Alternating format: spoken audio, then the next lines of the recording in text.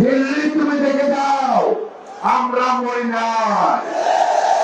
দিল্লির জওয়ানেরা দেখে যাও, দিগন্ত টিভিকে হত্যা করে, সেই সংগ্রাম পত্রিকা হত্যা করে এদেশে আওয়ামী লীগের মতো অসংখ্য হাতে এসেছে।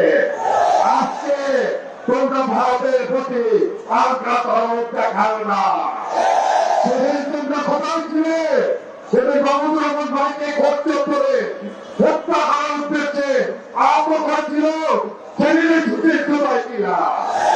আজকে কথা পরিষ্কার, এক বিন্দু রক্ত থাকা পর্যন্ত এদেশে ভারতের অধিপত্য মেনে নেব না। এদেশে আওয়ামী লীগ নামক এই পাপ আমরা বরণ করব না ইনশাল্লাহ। এই আজাদি আমাদের এই মুভমেন্ট, আজাদি মুভমেন্ট। আজাদি মানে আমরা স্বাধীনতা 71-এ একটা মানচিত্র পতাকা পেয়েছিলাম। আমরা আমাদের স্বাধীনতা পাইনি, সেই জন্য পাশের দেশ থেকে এসে গুলি করে আবার আমার ভাইকে রক্তাক্ত করে নিহত করে চলে যায়। আর অপক্ষ সরকার তাকে আজ পর্যন্ত ধরতে পারে না।